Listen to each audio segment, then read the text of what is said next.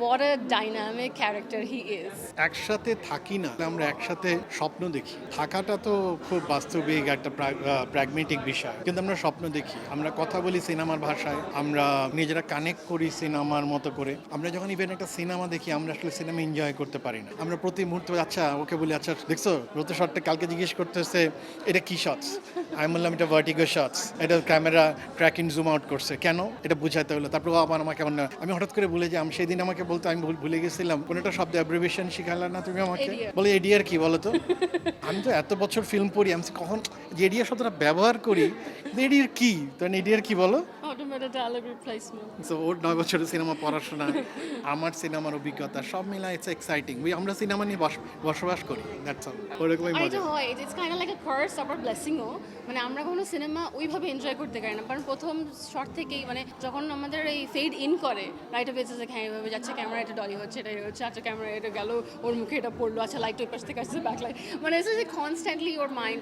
9 বছর ফিল্ম পড়ার কারণে যেটা হয় যে my professors always trained us in that way, আমরা বাধ্য সেভাবে শিখতে। আর আমি থাকি ওর সাথে, ভালোবাসাটা এই কারণে এবং প্রেমটা সিনেমার কারণে, এই গল্প বলার স্বপ্নের কারণে। সিনেমার এখন আমাদের বাচ্চা কেনসো। কেনজো মানে বিড়াল ছানা আমাদের। মানে অমিতাভ রেজাকে আমি অমিতাভ রেজা কখনো চিনতাম না, বিকজ আমার বেঙ্গলি আমেরিকান, আমি বড় হয়েছি আমেরিকাতে, কখনো ওর কাজ দেখা হয়নি। এই কাজটা আমি খুব রিসেন্টলি দেখেছি, রিসেন্ট টাইমে রাশেদ ভাইয়ের কাছে শুনেছিলাম ওর ব্যাপারে। তো অনেক ফ্র্যাগমেন্টেড অফ লাইফ, ও আমার লাইফে এসছে গেছে ইন দ্যাট ওয়ে, কখনো ওর সাথে এভাবে পরিচয় হয়নি। বাট যখন পরিচয় হয়েছে ভালোই হয়েছে, কারণ প্রথমে আমি ওকে মানুষ হিসেবে চিনেছি অ্যান্ড দেন ফিল্ম মেকার হিসেবে। তো তখন মনে হয়েছে যে wow, what a dynamic character he is. কারণ হাইলি ইন্টেলেকচুয়াল অন সিনেমা আমি খুব কম মানুষ পাই, কারণ আমার খিদাটা হচ্ছে ইন্টেলেকচুয়ালিটির দিক থেকে। আমি যদি আমার পার্টনার বা বন্ধু বা কারোর সাথে বসে সারাদিনে ওই মানে মানসিক আদান প্রদানটা না করতে পারি, then I have nothing to do human. And then film maker তো অবশ্যই।